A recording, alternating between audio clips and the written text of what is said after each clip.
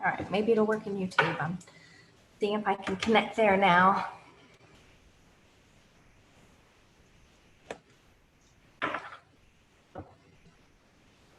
I can connect there now. Yay. And then she would be slightly plump redhead. Okay, I don't want to see.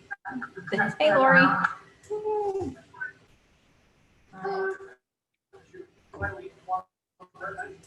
I don't want to see. There we go. Okay. I was struggling to get this class streamed onto Facebook like I have done the past few times. So I'm streaming to YouTube, so I have a way of capturing it and putting it up there somehow.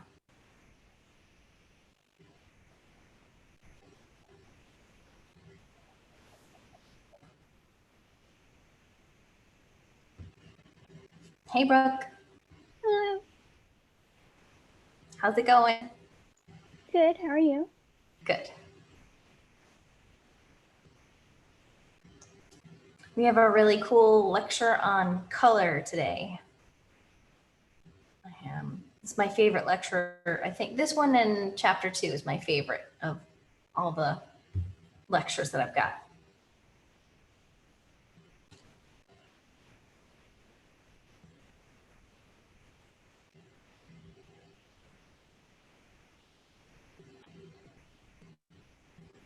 A couple more minutes and we'll start.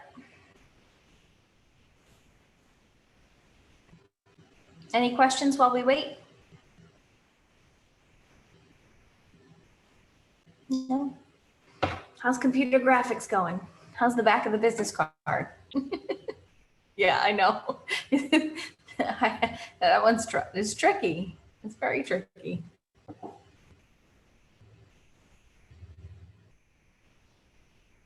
Hey, Ella. Hey, Tony. Hello. Happy Monday.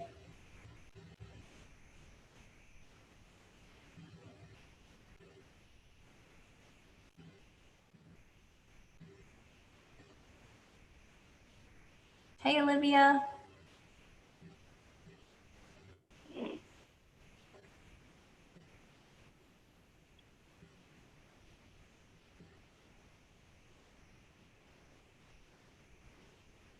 Hey, Merch. Hello. Happy Monday.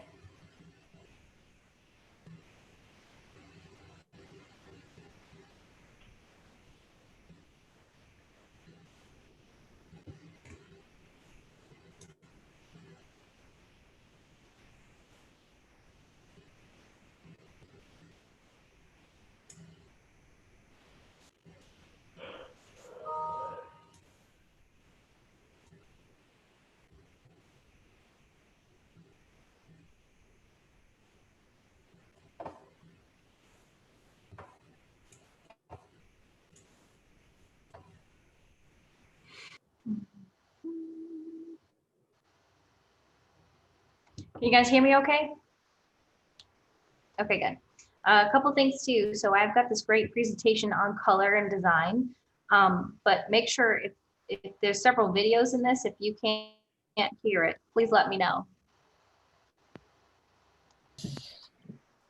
Hey, Paige. Hello. Hey, Elizabeth. Hey.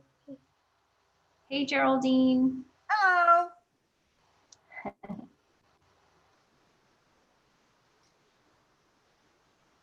One more minute and we'll get started. Okay.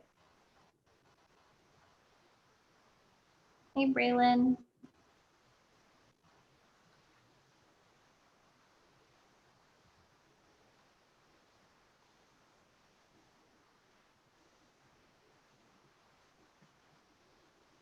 Okay, any questions you might have on anything? Project 2 or anything? Okay. I have some announcements I want to make sure that I go over with you guys. For Wednesday's class, I want everybody to come to class with 3 questions they have about Illustrator. Because you'll notice on the addendum it says we're going to go an intro to Illustrator is on the addendum. But I think every single one of you is in computer graphics going over Illustrator right now. So I'm not so sure that you really need an introduction to Illustrator as much as maybe a more depth look at it and questions. So I'd like to have a Q&A session this coming Wednesday on Illustrator instead of an intro to Illustrator, if that makes sense. So if everybody can bring 3 questions with you to ask me, just in case there are duplicates, I think 3 should be good. And then on assignment, if you make sure you've turned in your process book project 1, which is on a flow chart, not a logo, just in case some people got that confused. So make sure you have that done by next Wednesday, if you could, this Wednesday. If you have not turned in your project 1 process book, please do so by Wednesday. Make sure to name your files right. Always have your last name, first initial, and then the project. A lot of times when I'm grading, I download everybody's at once. And if everybody names their stuff lemon postcard, I don't know whose is who, and then I have to go back and do it one at a time again. So it helps you out. And then naming your files in the future, when you send ads or whatever else you're going to send out for clients, you're always going to want to professionally name your files. So getting in the habit of professionally naming them now is good. Anybody with computer graphics that hasn't turned in any of the chapters, please get those in. Otherwise, I'm going to have to go through and do academic alerts, and I don't want to do academic alerts. It's a lot of paperwork. I don't like it. It's not fun. Don't want to. And then grades. Remember, for both classes, for computer graphics and for design 1, if you get a bad grade on something, but you take the feedback and you revise it, you have till December 7th, I think it is, to revise it. I will revise that grade and improve the grade. So if you show that extra effort, I will reward that. All right.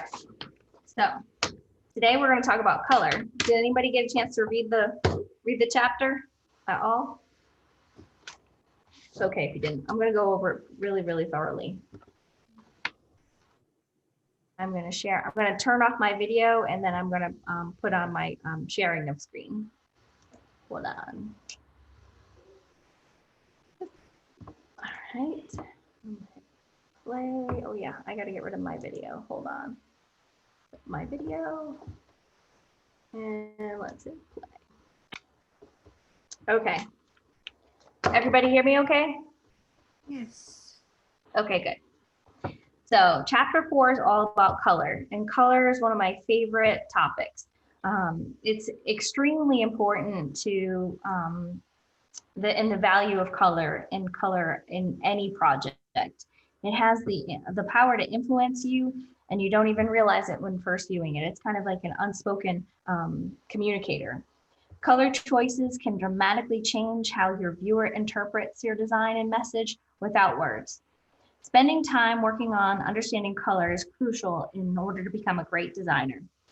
What we go over here today, and we're going to go over a lot here today, is just really going to get you started on your path to understanding color. I just want to make sure that I challenge you to always keep pushing yourself to learn as much as you can about anything in design, but whether it's color, layout, font styles, trends, anything. One of the keys to longevity in being in the design field is always keeping current and making sure both your techniques and color choices and font choices are always remain at a high level of research. So let's go to the next slide. So color perception. I think we all have a little bit of an idea about how the eye works. And as a designer, you don't really need to know the physiological, things and how things work, but there is some pretty cool stuff that happens with rods and receptors and why things are the way they are. And I've got this really cool video that's going to show that to you in a couple slides from here. But the main point here is the retina is what perceives light and color is produced by the way our vision responds to different wavelengths. So that I think is pretty self-explanatory as far as how we're seeing in vision. Now, let's talk a little bit about the electromagnetic field. I had a really hard time getting that out and saying that in my pre-recorded video. So you hear me saying something not quite right, but I got it down now, electromagnetic field. And it includes radio waves, infrared rays, ultraviolet, X-rays, and cosmic rays. Our visible light spectrum falls in between the infrared and the ultraviolet, like you see here in this chart. And wavelengths are a form of energy that make up the visible spectrum. Each color has its own hue and wavelength, and the wavelengths also determine the color's intensity. It depends on the amount of light that you get, and that's pretty much the variance of the color is in light and how you perceive light. Now here's the cool video I think is really cool I got from a TED Talk. Thought it was cool. You might have heard that light is a kind of wave, and that the Can you hear it? Oh, whoops. I just want to make sure you could hear it before I went on. There you go. I can hear it. you might have heard that light is a kind of wave, and that the color of an object is related to the frequency of light waves it reflects. High frequency light waves look violet, low frequency light waves look red, and in between frequencies look yellow, green, orange, and so on. You might call this idea physical color, because it says that color is a physical property of light itself. It's not dependent on human perception. And while this isn't wrong, it isn't quite the whole story either. For instance, you might have seen this picture before. As you can see, the region where the red and green lights overlap is yellow. When you think about it, this is pretty weird. Because light is a wave, two different frequencies shouldn't interact with each other at all. They should just coexist, like singers singing in harmony. So in this yellow-looking region, two different kinds of light waves are present. One with a red frequency and one with a green frequency. There's no yellow light present at all. So how come this region, where the red and green lights mix, looks yellow to us? To understand this, you have to understand a little bit about biology, in particular about how humans see color. Light perception happens in a paper-thin layer of cells called the retina that covers the back of your eyeball. In the retina, there are two different types of light-detecting cells, rods and cones. The rods are used for seeing in low light conditions, and there's only one kind of those. The cones, however, are a different story. There are three kinds of cone cells that roughly correspond to the colors red, green, and blue. When you see a color, each cone sends its own distinct signal to your brain. For example, suppose that yellow light, that is real yellow light with a yellow frequency, is shining on your eye. You don't have a cone specifically for detecting yellow, but yellow is kind of close to green and also kind of close to red, so both the red and green cones get activated, and each sends a signal to your brain saying so. Of course, there's another way to activate the red cones and the green cones simultaneously, if both red light and green light are present at the same time. The point is, your brain receives the same signal regardless of whether you see light that has the yellow frequency or light that is a mixture of the green and red frequencies. That's why, for light, red plus green equals yellow. And how come you can't detect colors when it's dark? Well, the rod cells in your retina take over in low light conditions. You only have one kind of rod cell, and so there's only one type of signal that can get sent to your brain, light or no light. Having only one kind of light detector doesn't leave any room for seeing color. There are infinitely many different physical colors, but because we only have three kinds of cones, the brain can be tricked into thinking it's seeing any color by carefully adding together the right combination of just three colors, red, green, and blue. This property of human vision is really useful in the real world. For example, TV manufacturing. Instead of having to put infinitely many colors in your TV set to simulate the real world, TV manufacturers only have to put three, red, green, and blue, which is lucky for them, really.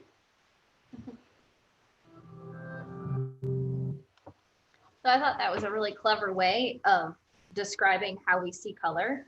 And, you know, the red, green, blue, which we're going to talk about in a second, is, you know, the additive color system. It's based on white light. And that's what you are going to work with when you're working on a computer. So our eyes and the computers work similar to that. So the primary hues for the additive system are red, green, blue, and the secondary hues are cyan, magenta, and yellow. Very important stuff to know. The subtractive system is the exact opposite. So your primary colors are CMYK, which is cyan, magenta, yellow, and black. And your secondary colors are red, green, blue. And here I have another video that's really cool that talks about how those all interact and work with each other. When you first learn to paint at school, you start with a white piece of paper. Any inks or paints you add make the paper darker. If you combine two inks, it makes it darker still. So cyan and magenta makes blue. If you add cyan and yellow, you get green. Magenta and yellow, you get red. And if you add all three, you get black. Actually, when you print it, you don't quite get black, you get a rather murky brown. And that's why the cyan, magenta, and yellow color scheme always has black added when it's printed. I like to think of it as the world's first dyslexic acronym. Pixels on screen, however, work exactly the opposite way round. You start with black, and any colors that you add make it brighter. If you add red and green, you get yellow. If you add blue and green, you get cyan. If you add blue and red, you get magenta. And if you add all three, then you do in fact get white. So on screen, RGB, red, green, and blue is all the colors that you need. Where cyan and magenta and yellow intersect, you get red, green, and blue. Where red, green, and blue intersect, you get cyan, magenta, and yellow. The trouble is not all the colors you can get with RGB can be printed with CMYK. Before you print an image that looks bright and dazzling on screen, always check how it's going to look when it's in CMYK. Turning on gamut warning mode will show you all the colors in gray that simply can't be printed as they appear on screen. So this is particularly important when you're going from, as designers, we're going to design on our computers and we're going to see certain levels of color to make sure that you are keeping in the forefront of your mind that whatever you design on screen is going to have a different representation when you print it out, because when you're viewing something on screen, it's based off of white light. When you're viewing something that has been printed, you're talking about inks on paper. It's a different process. So there's a lot more colors that you can create with white light than what you can in CMYK and printing. I hope that makes sense because it is really important to understand that. And I wanted to review this blend of blue to orange that illustrates the many colors when you're printing something in between two hues. So you get that natural gradation, and then in the middle, you see a neutral gray area. That is something that's going to happen when you are doing any kind of multiplying of certain colors together.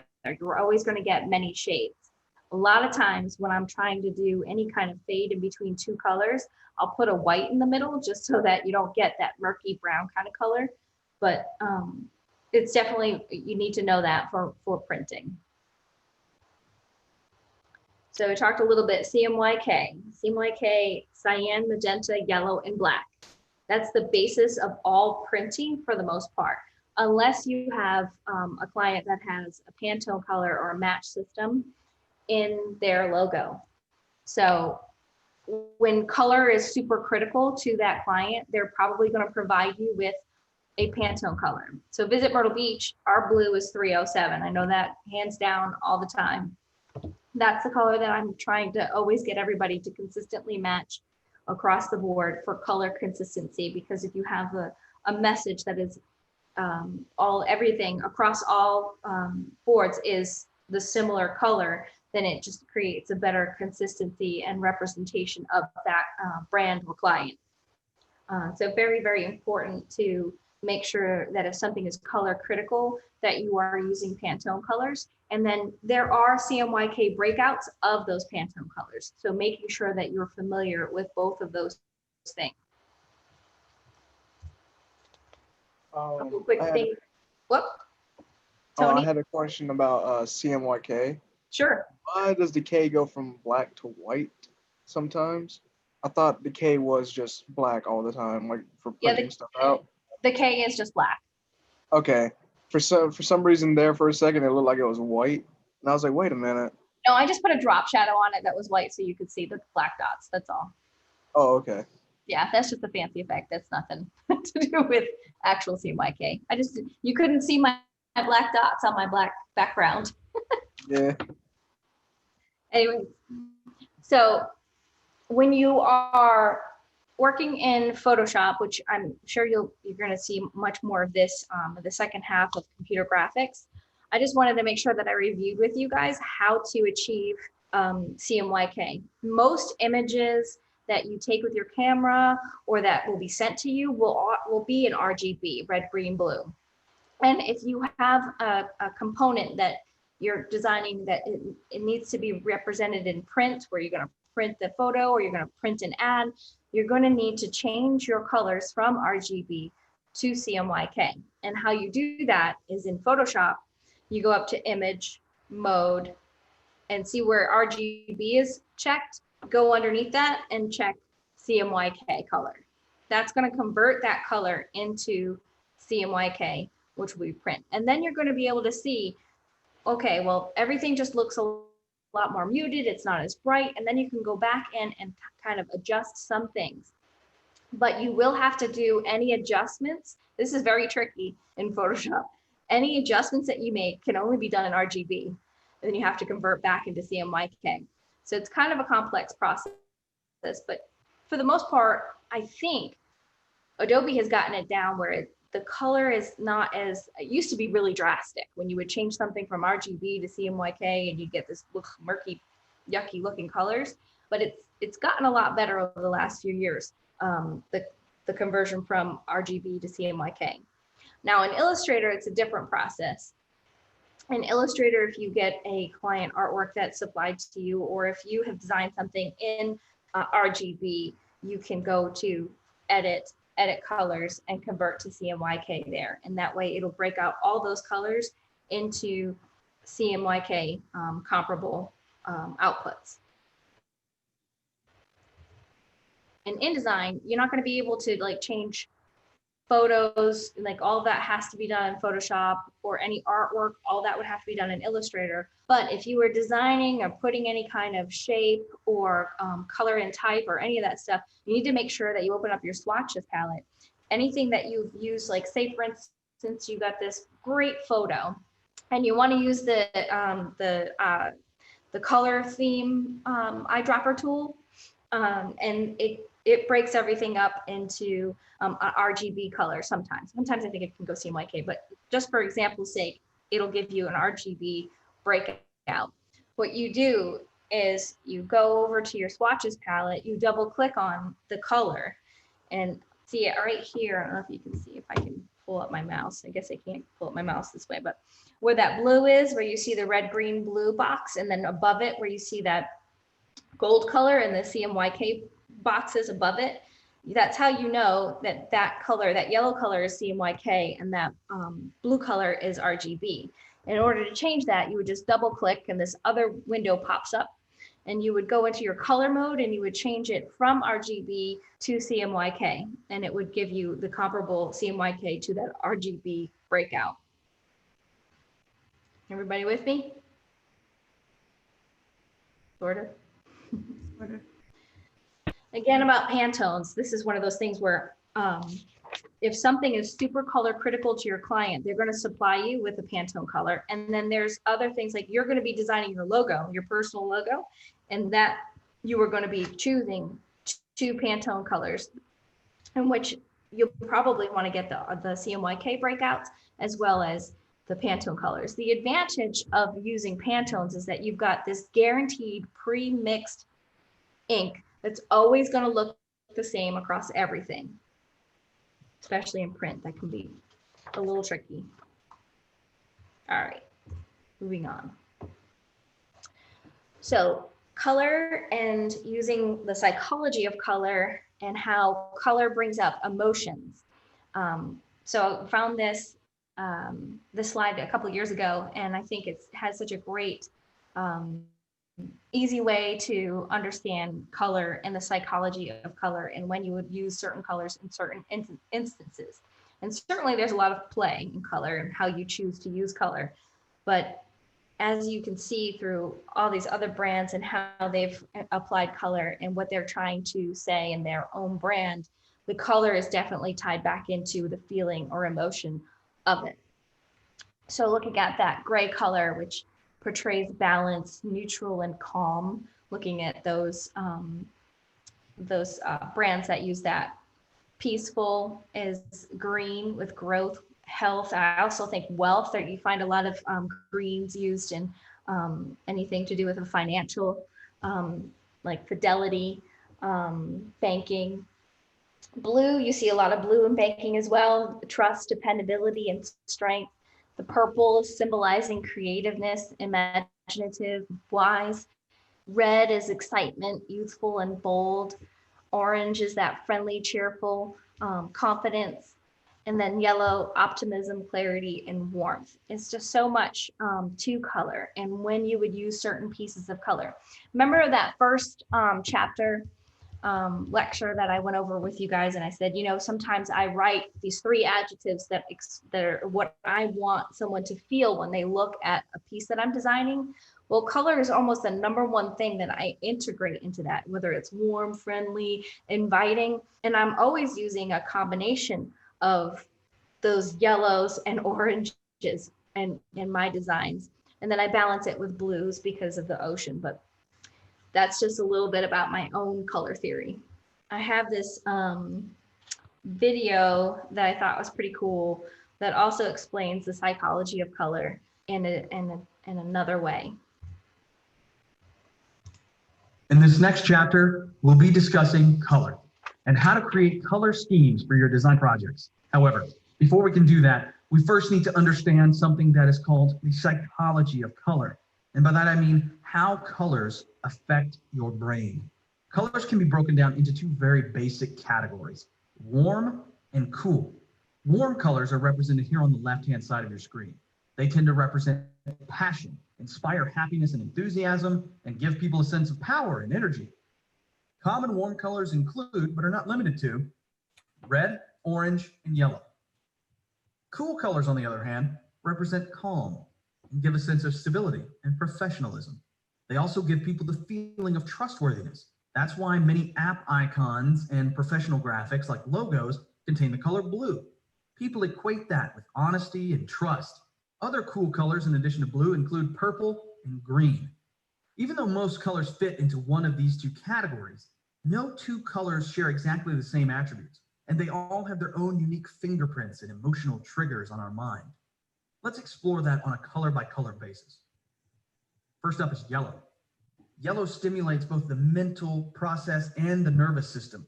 It activates your memory in most cases, and it's considered to be one of the happiest colors in the spectrum. Green creates a soothing feeling. It relaxes you both mentally and physically and helps alleviate nervousness and anxiety. Green also offers a sense of renewal and harmony in most people. Blue creates a feeling of calm. It's considered to be a really cool color, not just in terms of, hey, that's cool, but in terms of temperature.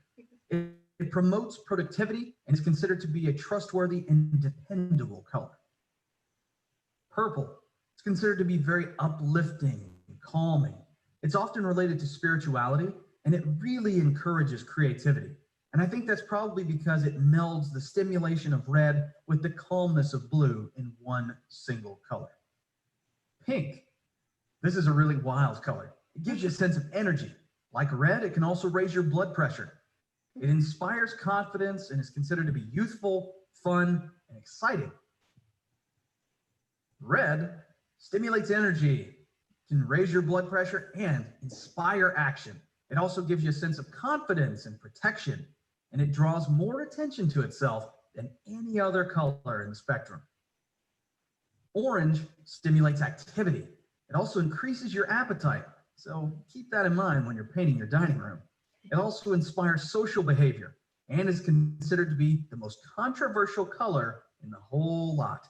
Why? Because most people have a really strong feeling one way or the other on orange. They either love it or they absolutely hate it.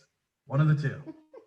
White, on the other hand, promotes a sense of clarity, encourages you to declutter your workspace, symbolizes new beginnings and purification, and is one of the most neutral colors out there.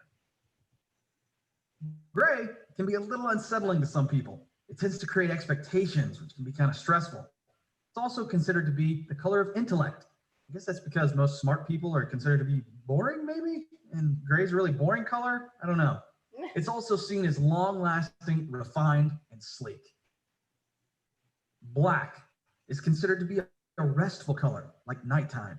It promotes a feeling of power and authority. It can be overpowering in large doses, so be careful how much you use it. And it can evoke strong emotions, like hate. As you can see, each color affects us differently, and every color will mean something different to every person that sees it. Your job as a designer is to find the right color for the job and make sure to use it in a way that properly reflects the views and message of the piece that you're working on. That's the psychology of color. Pretty neat, I think. Yeah. Any questions on that? Cool video. When designing a logo, Mhm. is it possible to use both a more professional color and like in a not really excitement. Yeah, I guess that's the word I'm looking for. Color to kind of combine that professionalism with enthusiasm. Oh, of course. I think you, and as we're going to go on with this presentation, experimenting with color is a great thing to do, especially in the beginning. There's really no wrong way to play with color. If it looks good, you're going to know it looks good. If it's not showing up or representing right, it's going to hit you that way. And sometimes, and you'll see by the end of the lecture, you know, a small little tweak in tone can help one color pop and another color be more of a supporting role. So when you're playing with color, you can do pretty much anything. These are just kind of some guides on how color is perceived by the world, so that you have an idea as you're working with color that, you know, it's not just most colors signify emotions and a purpose. So those are things to keep in mind. But while you're working on color, especially with your personal logo development, I want to make sure that you play with different colors. You know, maybe it doesn't hurt to try all kinds of things and experiment. Make sense? Yeah. I was gonna try to like make a logo in black and white, then add color to it. Because if a logo looks good in black and white, it would definitely look good with color. You know what, Tony, you're a smart guy. That is exactly how I do most of my logo designs. I always start in black and white and then add color after. So great observation. And that is one way to tackle a logo for sure. So I just wanted to go over one more time. There were several slides in this presentation about you know, RGB and CMYK. So just one more time to reiterate, because it's so important to understand this. If you get one thing out of this presentation, please get this. So RGB, red, green, blue, is what you see from your computer monitors. It's what you see, it's the additive system, and it's what you see with web design, on your TV, anything with a monitor is all red, green, blue based. And the secondary colors are the cyan, magenta, and yellow. The additive system is based on light and white light. And that's like a prism of light that creates so many more colors than what you can get in CMYK. So always keep that in the forefront of your mind. Now, here's the next part of this. We're going to talk about Joseph Albers, which you know, he was an educator an art educator and an artist who loved to experiment with color, and his color experimentation is world renowned. And he has this book that is a bestseller. The name of it's escaping me. Oh, I think it's called Color Interaction Theory. I mean, it's not a huge departure of what it actually is, the name of the book title, but it's really, really cool to check that out if you get a second to do a little bit more about Joseph Albers and his study on art and how he worked with color, because color was his major subject matter. I think he was the professor at Yale and did he would lecture his students on how he wanted them to experiment with color on themselves, because he wanted them to experience it, because it meant so much more if you experience color on your own than if he were to give you a color palette or show you something about color. So here's a little bit about him and the interactions of color. Art is not an object, but art is an experience. We actually innately know about color. It's a little bit like swimming. You've just got to jump in. Hopefully someone's there like your dad to catch you. The same with color, just jump right in, because then you'll begin to find your own voice. You know, color is subject matter. I mean, you can just use color as subject matter. Like, this is going to be about red, blue, green. I know that everyone needs a little bit of color in their lives, and a little bit of pop can bring a smile to their face, can sort of brighten someone's day. Most of the clients that I do work with, look to me to sort of provide the color direction. Color is one of the earliest components of the design that I address, mainly because color has so much power to establish mood, tone, perspective. When you're doing patterns and when you're creating something, it's most interesting to see what you can do with the color. I think of myself first and foremost as an architect. But when does color enter the design process? Intrinsically, probably very early on. Trust your own instincts, I think, is because everybody's going to have a different sense of what they respond to and what feels right. Color is really the mise en scène in which everything else takes place. What I think is so sort of brilliant about the Albers interaction of color is that brings that problem out and brings it into perception and brings it into the visual and makes that kind of manifest. So it's a really great way to get students to think more philosophically too about, it's very pragmatic on the one hand, but it's them to think about what's at stake in making art. And that's really the aim of this. It's not to become an Albers painter, but to find out who you are in relation to color. You may remember that I often had said, even if I would know the answer to your question, I would not give it to you, because then I deprive you of finding out it yourself. So here's an example of one of his studies, and where he has two colors, the green and the pink, and the two squares in the middle are different, but they both look the same based around the surrounding colors. So the background has an influence over that center color. You're going to have that type of color problem is going to come up all the time as graphic designers. You're going to want to make sure that your titling or however your photography is popping, and you want to make sure that your type comes off good. Figuring out what colors work well together and playing with color is very important. And next we're going to talk about 7 color contrasts by I never say his name right. Johannes Itten. The contrast of value, contrast of hue, contrast of saturation, contrast of complements, contrast of temperature, contrast of extension, and simultaneous contrast. So that's a lot of contrast in one breath. So I've got a little video to kick that off, and then we're going to look at examples of each of these so that you can maybe incorporate them into your designs.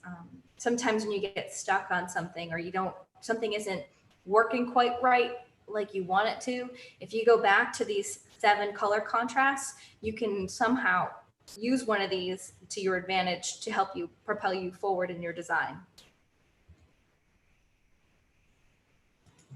Johannes Itten describes 7 different color contrasts in his book, The Art of Color. Contrast of hue refers to the contrast of pure colors in their most intense luminosity. Light-dark contrast refers to the contrast of the perceived value in the hue. Cold-warm contrast refers to the differences in the visual temperature of color. Complementary contrast refers to the perceived increase in the intensity of complementary colors when placed next to each other. Contrast of saturation refers to the difference between pure, intense colors and dull, diluted colors. Simultaneous contrast refers to our eyes generating a color's complement if it's not there. Contrast of extension refers to the color proportion, the ratio of one color as compared to another. Oh, I didn't mean to stop it. Hola. There we go. Johannes? There we go. So here's an example of contrast of value. And here, I think it's a really great example, that yellow and the black. It's 2 different tones, very, very contrasting each other. And it has a high degree of visibility. This is one of my favorite ones, contrast of hue. All the bold colors working well together. Variety of saturation and contrasting hues really gives this card quite a big pop and punch of color. Contrast of saturation, and this is where you're going from a lighter color in the heart to a darker color. You're using the same color, but you're varying the different tones of it from light to dark. Contrast of complements. So this complement, we have the blue, the red, and the yellow are all very, very vibrant, and it portrays that energy. Football and sports usually gravitate towards those brighter colors. So the contrast of complements works great in this example. Contrast of temperature. Blue and orange is one of my favorites. I use that one a lot. Blue, orange, and yellow in Visit Myrtle Beach stuff. But here you see the blue-orange color scheme is both complementary and contrasting in temperature. And then I love this one. I think this is so cool. The smaller percentage of the green area is contrasted by the reds and oranges, which really makes your eye focus on the scale of that dinosaur and helps promote the dinosaur is so much more dominant in that composition. And then simultaneous contrast, and this is noticing the significant change in the green circle as it's influenced by the 4 different colored squares. So this is just like with Joseph Albers' color things that he would do, his squares, and what colors you use around that green. Like that green is the same color, but doesn't it look so much different when it's surrounded by the black versus the yellow or the gray and the salmon color? You get such an interesting difference between all of those different types of colors. This type of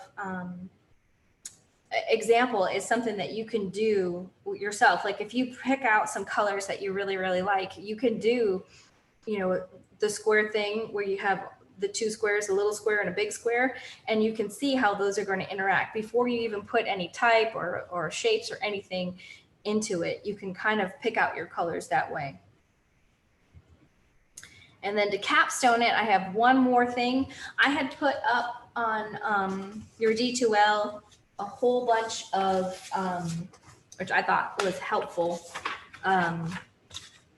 what I call color formulas. And so these are different things when you're trying to come up with colors, whether for a logo or for a poster or for whatever website. These are different color combinations that are that you can use all the time. And I wanted this to be a part, it's not in the book, but I want you to have these as, you know, in your bag of tricks that you can pull from going forward. So here is the capstone, and then I have a game for us to play. So get out your cell phones after this. Color. It plays a vital role in design and everyday life. It can draw your eye to an image, evoke a certain mood or emotion, even communicate something important without using words at all. So how do we know which colors look good together and which ones don't? The answer is simple. Color theory. Artists and designers have followed color theory for centuries, but anyone can learn more about it. It can help you feel confident in many different situations, whether it's choosing colors for a design or putting together the perfect outfit. All it takes is a little insight, and you'll be looking at color in a whole new way. Let's start at the beginning, the very beginning, with a refresher on the basics. Remember learning about primary and secondary colors in school? Then you already have some knowledge of color theory. Red and yellow make orange, yellow and blue make green, and blue and red make purple. If we mix these colors together, we get even more in-between shades, like red-orange and yellow-green. Altogether, they form what's called a color wheel. You can probably see where it gets its name. Now, let's take it one step further with hue, saturation, and value. These are terms you might never see in daily life, but they're the key to understanding more nuanced colors, like all those little paint chips at the home improvement store.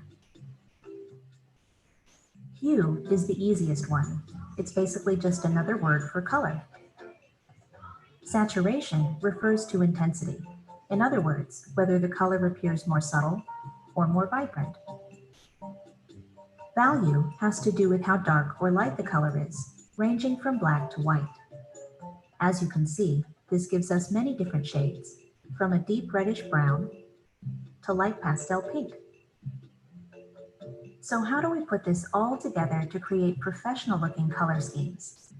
There are actually tried and true formulas based on something called color harmony that can help. All you need is the color wheel. The easiest formula for harmony is monochromatic because it only uses one color or hue. Just pick a spot on the color wheel and use your knowledge of saturation and value to create variations. The best thing about monochromatic color schemes is that they're guaranteed to match. An analogous color scheme uses colors that are next to each other on the wheel, like reds and oranges, or cooler colors like blues and greens. Don't be afraid to play with the palette and create your own unique interpretation. That's what these formulas really are, merely starting points to help guide and inspire you. Complementary colors are opposite each other on the wheel, for instance, blue and orange, or the classic red and green.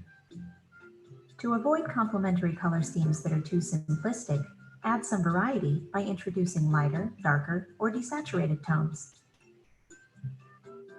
A split complementary color scheme uses the colors on either side of the complement. This gives you the same level of contrast, but more colors to work with, and potentially more interesting results. A triadic color scheme uses 3 colors that are evenly spaced, forming a perfect triangle on the wheel. These combinations tend to be pretty striking, especially with primary or secondary colors, so be mindful when using them in your work. Tetradic color schemes form a rectangle on the wheel, using not 1 but 2 complementary color pairs. This formula works best if you let one color dominate while the others serve as an accent. There are a few classic do's and don'ts when it comes to color.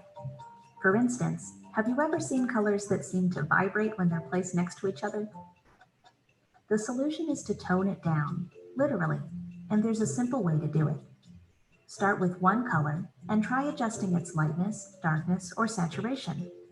Sometimes a little contrast is all your color palette needs. Readability is an important factor in any design. Your colors should be legible, engaging, and easy on the eyes. Sometimes that means not using color, at least not in every little detail. Neutral colors like black, white, and gray can help you balance your design, so when you do use color, it really stands out. Every color sends a message. It's important to consider the tone of your project and choose a color palette that fits. For example, bright colors tend to have a fun or modern vibe. Desaturated colors often appear more businesslike. Sometimes it just depends on the context. You'd be surprised how flexible color can be. You can find ideas for color schemes in all kinds of interesting places. from advertising and branding to famous works of art. You can even use a web resource to browse color palettes or generate your own. Even experienced designers take inspiration from the world around them. There's nothing wrong with finding something you like and making it your own. Everywhere you look, there's color, color, and more color. It can be intimidating to use it in your work, but it doesn't have to be. Just keep experimenting and remember what you've learned about color theory. Soon, choosing great-looking colors will feel like second nature.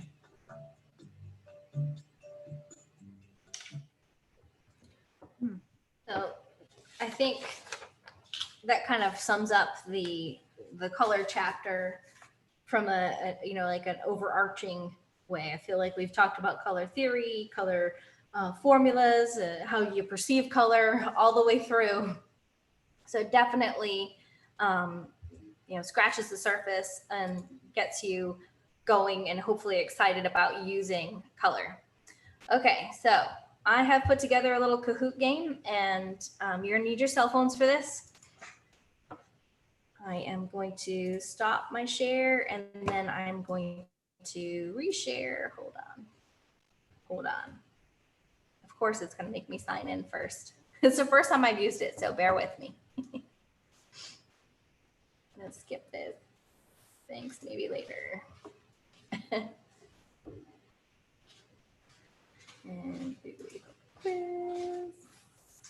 Play.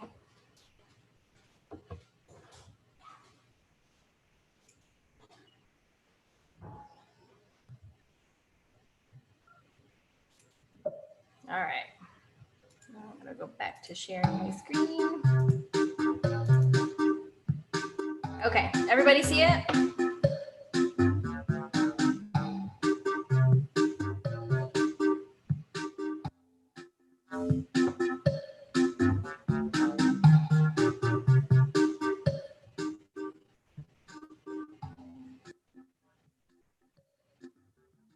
Oh, wait.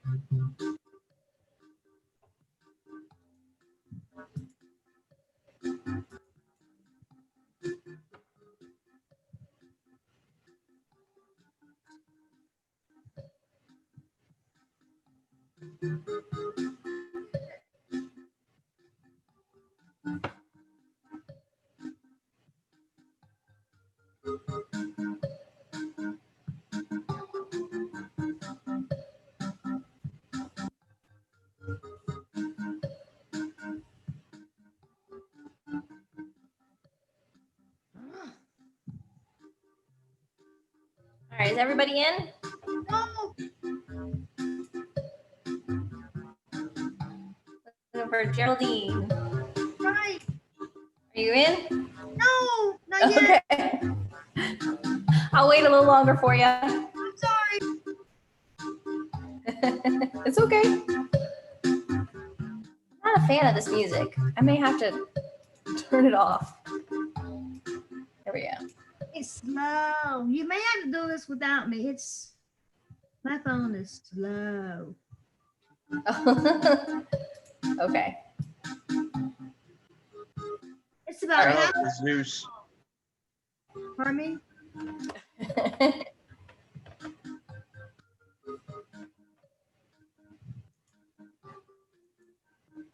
You can just still play along as we go through the quiz, Geraldine, so don't worry.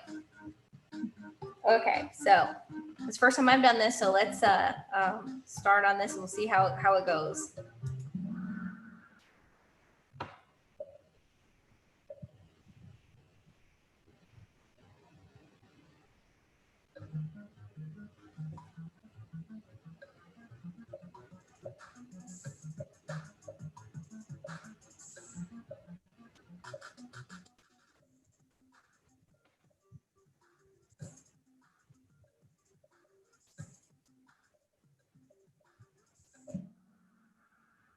Yay!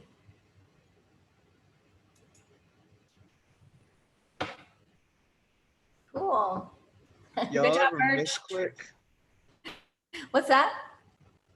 I said I misclicked. I meant to hit the green button. Phone fell out my hand. No worries. worries. All right, here we go. We're going to continue with the next question.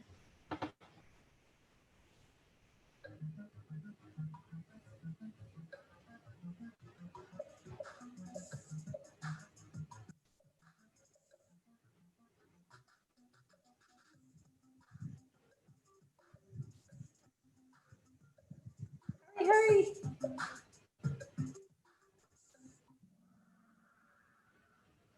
Nice job. Oh, Merch is just rocking this quiz. And Brooke too. Good job.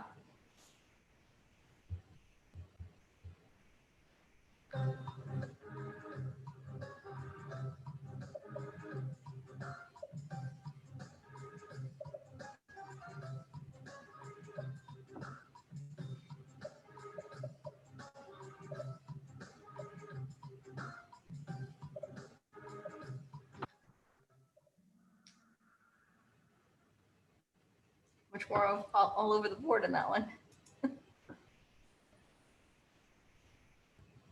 Job. All right, next one. 4 more.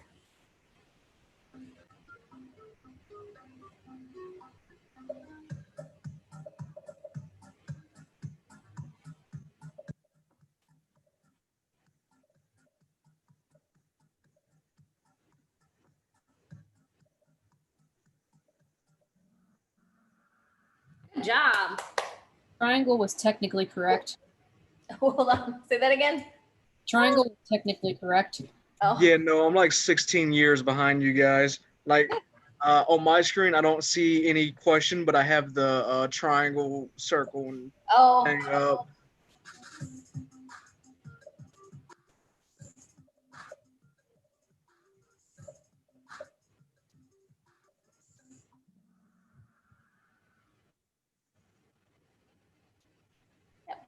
Hue is another name for color. All right, next one. 2 more after this.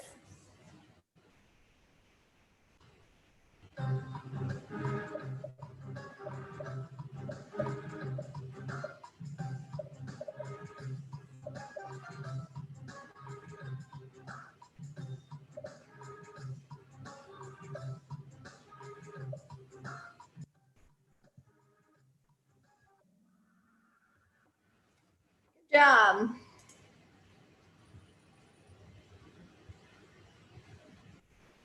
Well, Merch was paying attention.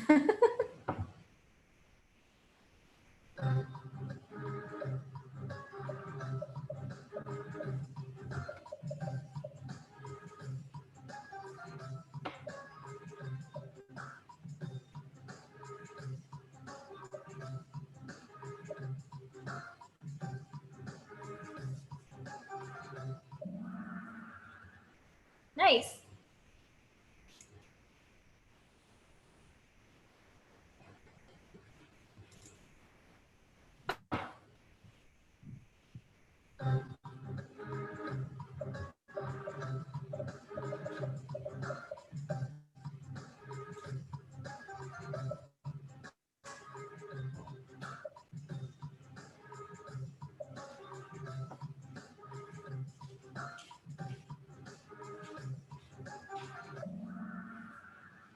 Oh, I hope that's what I got across.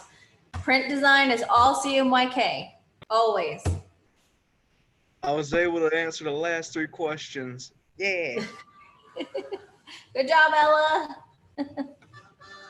Good job, Merch. And who won? Good job, Brooke. Thank you. Awesome. And Kaylee and Elizabeth. But it was just fun to play, I think.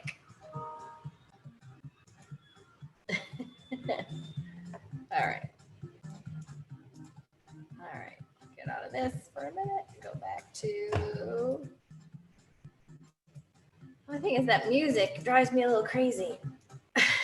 Okay. So now that I feel like we have thoroughly covered color, what questions do you have?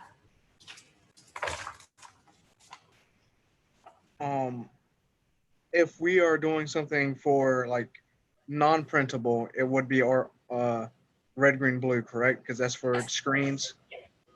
Okay. Yep. Would red, green, blue look?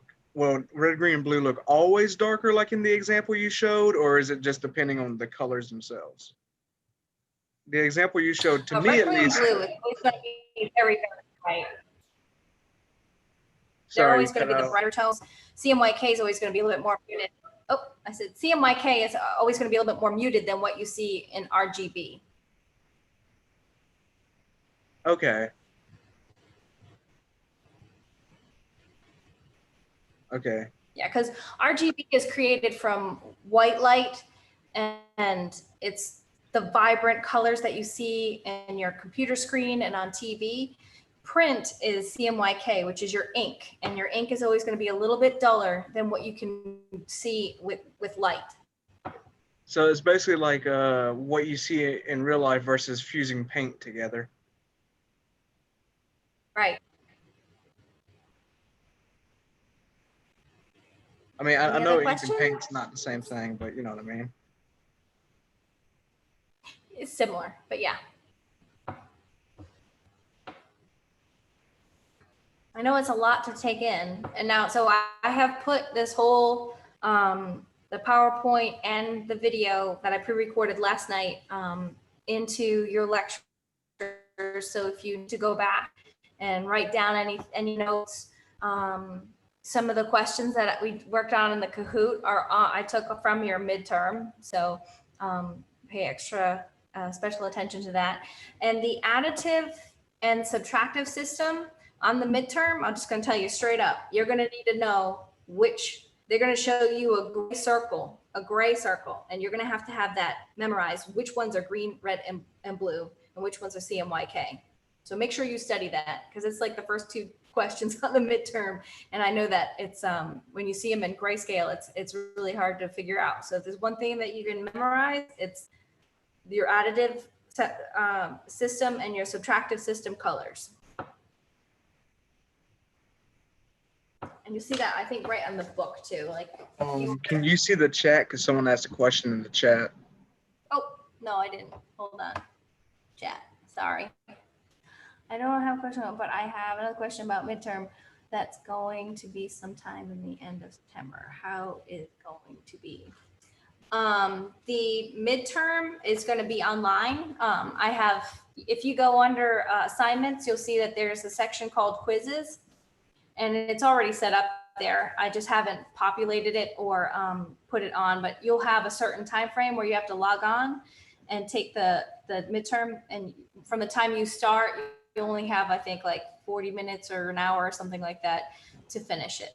But it's, I think, 24 questions, and all on the slides and stuff that we've gone over. And then right before we go and do the midterm, I'm going to do a midterm review with you. And if you write down everything I say, you won't have any problems. Okay. It'll be pretty easy. Keep your notes on you. I'm not trying to trick anybody or make it hard for anybody to get an easy A on this thing.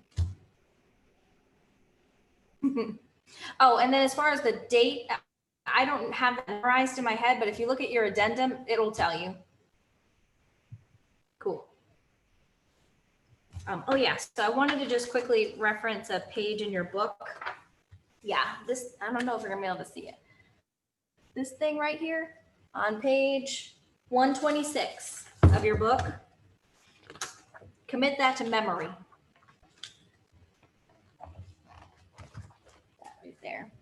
Yeah, come on. Now, I'll turn off my video for a second. You all can see my living room. Okay, here it is. That one right there. Very important on your midterm. Please pay attention to it. And that's what page again? That is on page 126. It's chapter 4, yeah? What's that? That's chapter 4, correct? Yes. Okay, I found it.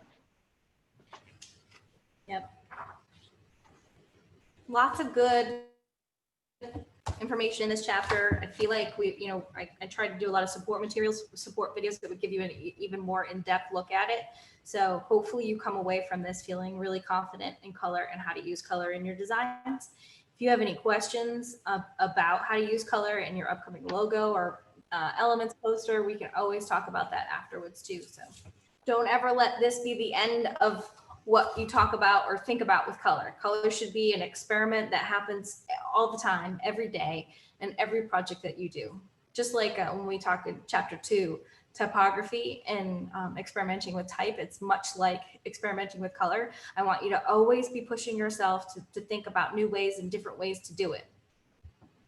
And then research yourself, it's out there, great stuff. If you are feeling stuck or you don't have a creative direction on something, I know for myself, I have a tough time designing anything for myself. I'm great when it comes to other people and businesses. But when someone says to me, define yourself in a color or in a symbol or in a graphic, I get totally, I can't do it because I like too many things.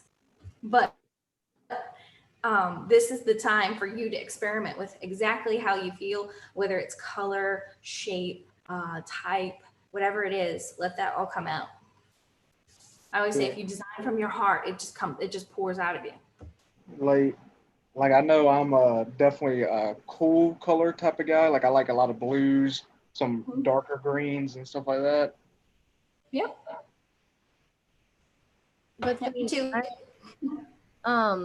So for the logo, we only use 2 colors though, right? You do a black and white one, and then you do a 2-color one. Okay. Oh, I didn't know we had. And that's not to say that, that's not to say that if there was like a 3rd color that you couldn't have a 3rd option with different colors. But for the requirement of the project, because last semester I had a few give me several different colors and they looked really great, but they gave me what was on the project sheet, which is all I need to grade by, that you're following directions. But yeah, there's sometimes there, if there's something that really inspires you and you want to add a 3rd or a 4th color in there, do it. But just make sure you give me a version that has 2 color and black and white. Can we do like you see how like this has like the black, but you wouldn't necessarily count it as like a part of the color design? But yeah, black is more like a space. Could we do something like that with space?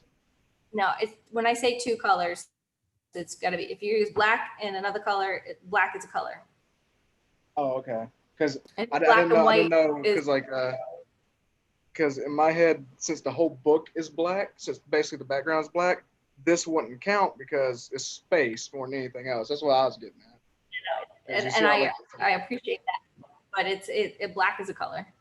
Okay. I was just wondering. Black and blue, and it's black, blue, yeah. But that's not to say that when you get to your business card layout, that you couldn't have a black background and your logo over it. So be thinking about that and how you're going to incorporate that into future projects, because this logo is going to be going to go on the next project. Project 3 is your business card. So it's going to go there. And it's also going to go on the last project, the holiday card. It's going to go on the back of your holiday card as well. So how your background colors play with it is a separate issue. Focus on the logo itself. Okay. Okay. Any other questions? I feel like there's something I'm forgetting. All my classes feel so jam-packed. Got to be something else. Let me look, just make sure. For the logo itself, we're only using the letter forms. We can't use any shapes at all, right? Yeah. Okay. That's what the instructions say, yeah. Okay, so like we can't even have it in like a circle. I'm going to say yes. I think you could do some simple things where you're playing with the shape in a circle or a square or a rectangle. I would say that is okay. But like if you wanted a pencil, a full-blown pencil or something in there, I wouldn't want like a huge shape to overpower what you're doing with the type. But if you're going to put the type in a circle and you're going to have a B and a C or something, then that's part of it. Okay. I would say that that's okay. There's some allowances. There were a few last semester where they did these really kind of ornate designs. I was like, oh no, it's beautiful, but no, it's not part of the directions. Just because you can still do that. You can still do or incorporate it as symbol if you have your heart bent on something into your logo. You just have to give me one that is not like that, a version that's not like that, so that you're following the directions. It's more about making sure that you hit the elements that are required for this project for accreditation. Okay. Could our logo have some type of typography in it? It's all typography. Oh. Yeah, whether you hand draw it or you choose a font and you manipulate it. Oh, hey, Lori's doggy, how cute. It's adorable.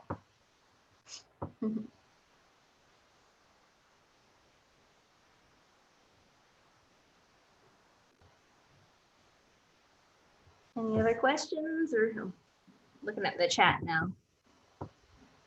For those of you that came in a little bit late, let me just do a couple of things. They're not late, but probably had internet issues or something. I did a few announcements in the beginning of class. I'm going to do them again now. Everybody come to Wednesday's class with 3 questions they have about Illustrator. On Wednesday, I'm supposed to be doing an introduction to Illustrator, but every single one of you is in computer graphics. So I feel like you've been introduced to it in a big kind of way. So I want to briefly go over it, but I also want to answer questions. I feel like it'd be more valuable of your time if you bring questions and we talk about Illustrator and how we use Illustrator and any questions that you may have, any project issues that you may have had with those. Because Illustrator is really how you're going to want to build your logo. You're going to want, when you go to build a logo, a professional is always going to use Illustrator. So we're going to go over that, but I want everybody to have 3 questions ready to ask me and to go over with the class on Wednesday. Your assignments, if you've not turned in the Project 1 process book, please do so by Wednesday. And then make sure that you're naming your files correctly. Last name, first initial, and the project number that it is. Computer graphics, really quick, get that homework turned in. I'm going to have to do academic alerts for those of you who haven't turned anything in yet. And I don't want to. That's not fun. So get that stuff turned in by the end of the week. Oh, for the Illustrator, I couldn't find the chapter 1 video. Was that on your channel or was that in content for D2L? If you go, so did you go and download the homework guide, because it's there? Oh, okay. Thank you. If you go to content and then go to homework, it's that 110 guide. All it was is making an 8.5 by 11 sheet of paper and saving it as an AI file with your name. Okay. Could take 5 minutes. Make sure that if any of you are behind, I understand that Illustrator takes your own pace to get through some of those videos and that it's complex. I have some extra time built in for those that might need a little bit of extra time, especially for the back of the the business card and for the music poster, because those 2 were not hard, but not easy either. So making sure that I built in a little bit of extra time between that and the midterm until we were done with Illustrator. So that, and then grades. Remember for both classes that if you decide to, you can always turn in work again. So say you turn something in and it's not right at all and you get a 30, something like that. Not saying I would, but something like that. You have the opportunity till December 7th to return it in for a better grade. Always push, it's so important to make sure that you push your designs as good as they can be in the time you have, because I know we all have these busy lives and crazy things going on, but always do the best that you can with the time allotted. Cool. So those were my announcements I made in the beginning of class. 3 Illustrator questions for Wednesday's class. Cool. All right. I already have like 1,000. You have 1,000 on Illustrator? Yeah. Oh boy. What, from a overarching perspective, is it, I forgive me because I can't remember who's turned in and what project. There's too many of you to keep straight, but for computer graphics, have you done the postcard? No. Do you need help? I think I can just like look back at it. Okay. Well, if you need something, like if you have a question specifically, or you're struggling with that one, just, you know, come meet with me after class, or 5:30 to 7:30 tomorrow, and bring your questions. I don't want you to get behind. I don't want anybody to get behind. I want everybody to do good. So if there's something I can do to help, now I know that there was several people that have or emailed me about the half pipe in the front of the business card. You know, there's anchors. When you draw a square, there's 4 anchors, the little white circle or white squares on either ends of your square when you draw it in Illustrator. And then there's 4 circles on all ends. If you drag and pull, it's going to make that shape that you need for the half pipe. Just in case you're not on that one yet, but there's some easy tricks there. And then there's some things that, like, I don't particularly like how the book or the videos do the guides in that postcard thing. I don't like that. I like making I cheat. I do a 0.25 box, and I put it in either corner, and then I just line up my guides on either side. So much easier, faster to do it that way. So if there's something I can do to help you, you let me know, Paige. We'll jump on a call and work through it. I'm not going to do it for you, but I can get you over the parts that are really hurting, you know, not helping you. All right, thanks. Yeah, of course. So Any is other it questions? Computer graphics? Oh, hey, Geraldine. Is it possible to edit the way I save my name in project 1? I don't know. For project 1, for the process book, if you've uploaded, I've already, you don't have to worry about naming that one. I'll figure that one out. That's okay. Just going forward. Okay, thank you. Yeah, don't worry about that. Yeah. Cool. All right. Well, I'm going to say good night to you all. We're almost out of time anyway. Thanks for joining my class, and email me if you have any questions. Thank you. Thank you. Bye. Thank you. Bye. Have a good one. Thank you. Bye. Bye. All right. Bye Thank bye you. bye bye. Goodbye, everybody. Bye. Bye, Andrew.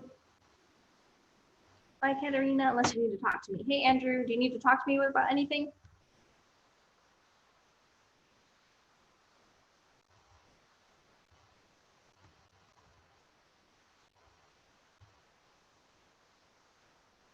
Okay.